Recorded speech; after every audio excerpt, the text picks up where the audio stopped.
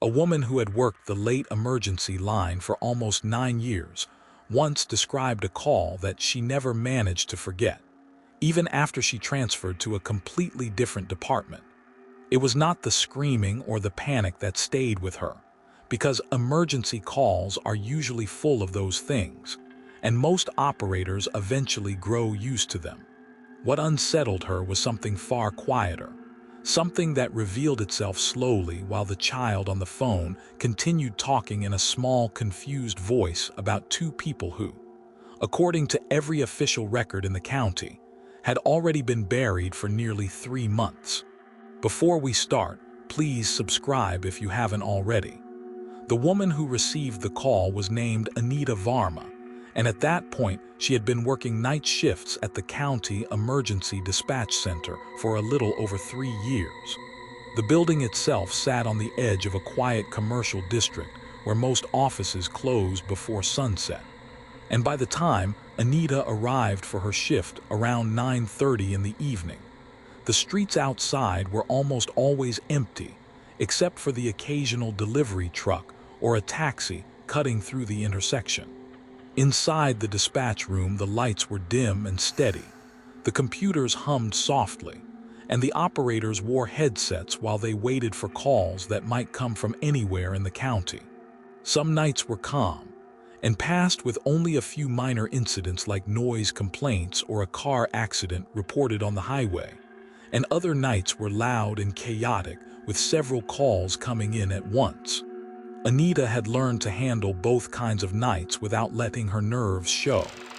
That particular night began in the ordinary way.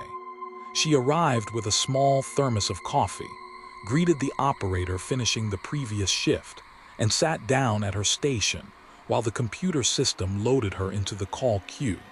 It was a little after 10:30 when the first few calls came in. One about a shop alarm that had triggered by mistake, and another about a stray dog wandering through a residential area. And then things grew quiet for almost 40 minutes. Around 11:15, just as Anita was reaching for her coffee, the system chimed softly and a new call connected. She straightened slightly and spoke into the microphone in the calm, practiced voice every operator used. "Emergency services. What is the address of your emergency?" For a moment there was only faint background noise, something like a quiet rustling or the distant sound of movement, and Anita wondered if it might be a pocket dial or someone who had called by accident. Then a small voice answered.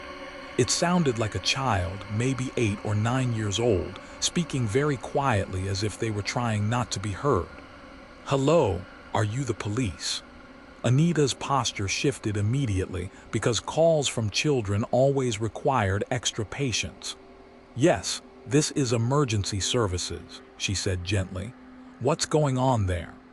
The child hesitated, and in the background there was a faint thudding sound, like something being moved or knocked over in another room. "My mom and dad are fighting again," the child said softly. "They're yelling downstairs." Anita began typing notes into the system while she spoke. "All right, that's okay. You did the right thing by calling. Can you tell me your name?" The voice answered after a pause. "Daniel." "Okay, Daniel," Anita said calmly. "Can you tell me the address where you are?" Daniel slowly recited the street name and house number, his voice uncertain but careful as though he had practiced saying it before. Anita entered the address into the dispatch system so she could send a patrol car if necessary, because domestic disturbances sometimes escalated quickly. While the computer searched the property records, she continued speaking to keep the child calm.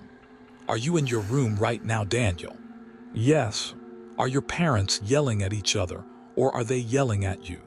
"They're yelling at each other," the boy whispered. "They do that a lot lately." As he spoke, Anita heard something in the background again, a dull scraping sound followed by what might have been a muffled thump. "Are you safe in your room?" she asked. "I think so." "Is the door closed?" "Yes." The computer finished loading the address file at that moment, and Anita glanced at the information automatically as she continued talking to Daniel. The house was listed under two names, a married couple who had owned the property for several years.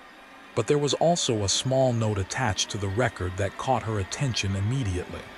At first she assumed it was unrelated, because property notes often included outdated information. Still, she read it again. The note was linked to a police case from 3 months earlier.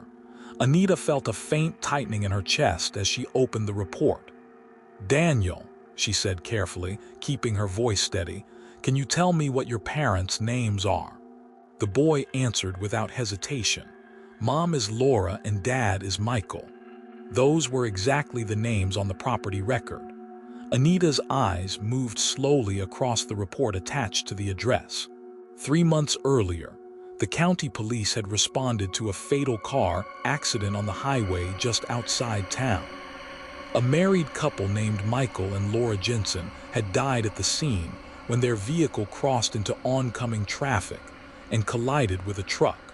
The report clearly stated that both individuals were pronounced dead before emergency crews arrived.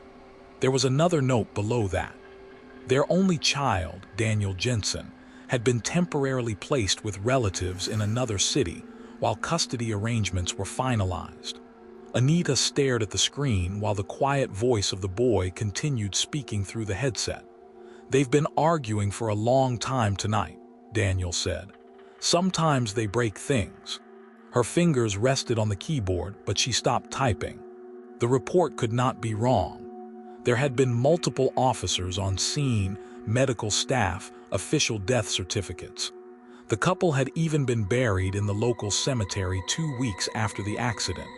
Yet the boy on the phone sounded completely calm and certain. Anita forced herself to stay focused on the call. "Daniel," she said gently, "how long have you been at home tonight?" "We got back after dinner," he replied. "Dinner where?" "With Grandma and Uncle Ravi." The report mentioned that Daniel had been staying with relatives out of town, but it did not say anything about him returning to the house. "Did they leave you alone there?" Anita asked. "No," Daniel said. "Mom and Dad are here." Another sound echoed faintly through the phone, something heavier this time, like a chair falling over on a hard floor. Daniel's breathing grew slightly faster. "They're louder now," he whispered.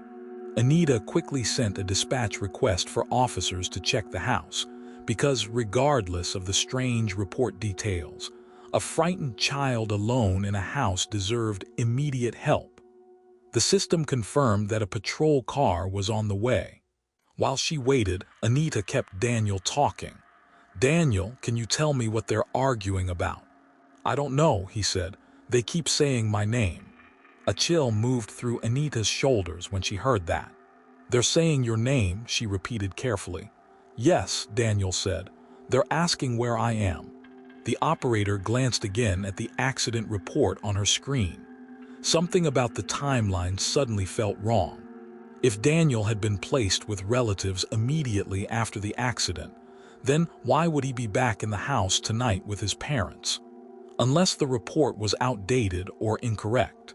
But even if it was incorrect, the note about the fatal crash had been confirmed by several official documents. "Daniel," Anita said slowly, "can you hear your parents' voices clearly?" "Yes." "Do they sound angry?" "Very angry." Another loud crash echoed through the phone, followed by something that sounded like dragging footsteps. Daniel's breathing quickened. "They're coming upstairs," he whispered. Anita leaned forward in her chair. "Okay, Daniel, listen carefully," she said gently. "Stay in your room and keep the door closed." "Okay. Officers are coming to your house right now." The boy did not answer immediately. Then he spoke again in a confused tone. "They stopped." "What stopped?" "The yelling." Anita waited, listening to the faint static of the phone line. The house sounded strangely quiet now. Daniel spoke again after a moment. "They're outside my door." Her fingers tightened around the headset cord. "Daniel," she said quietly, "do you see them?" "No." "Can you hear them?" "Yes." "What are they doing?" The boy hesitated. "They're whispering." "Can you hear what they're saying?" Daniel's voice dropped to a near whisper. "They're asking why I called you." Anita felt a sudden cold pressure in her chest. Because the accident report included one more detail she had not fully noticed earlier. The truck driver involved in the crash had survived. According to his statement, the Jensen family car had not simply crossed the line by accident. He claimed the driver had been arguing loudly with someone inside the car moments before the collision. Witnesses later confirmed something else. A child had been sitting in the back seat. Daniel Jensen had died at the scene along with his parents. The report clearly listed 3 fatalities. Anita's breathing slowed as the realization settled in. She had been speaking for several minutes to a boy who, according to official records and photographs from the accident scene, had not survived the crash 3 months earlier. Her voice felt distant when she spoke again. "Daniel, are you still there?" The child answered softly, "Yes." In the background, a new sound began. Slow footsteps, but not just one set, 2, very close to the phone now. "They're in the hallway," Daniel whispered. Then his voice changed slightly, almost thoughtful. "They're asking who you are." Anita stared at the accident report. The final paragraph described the condition of the vehicle after the crash. The impact had been severe enough that the rear doors were crushed inward.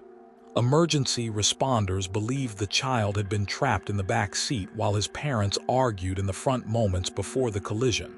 Through the headset, Daniel spoke again. "They're asking if you can hear them too." Anita's throat felt dry. "Daniel," she said slowly, "what do your parents look like right now?" There was a long pause. When the boy answered, his voice sounded strangely calm. "They look the same as they did in the car." The line remained open for several more seconds, but Anita could no longer hear footsteps or whispering, only the faint breathing of the child. Then Daniel said one last thing. "They're not arguing anymore." The phone line disconnected. When officers arrived at the house 12 minutes later, they found the building completely empty. There were no signs of forced entry, no lights on, no evidence that anyone had been living there since the family's death months earlier. The dust on the floors had not been disturbed. The bedrooms were untouched. But in the upstairs hallway, right outside the door of the child's room, investigators later noticed something that nobody could fully explain. 3 faint impressions in the dust, 2 sets of larger footprints, and 1 smaller set leading to the bedroom door, but none leading away.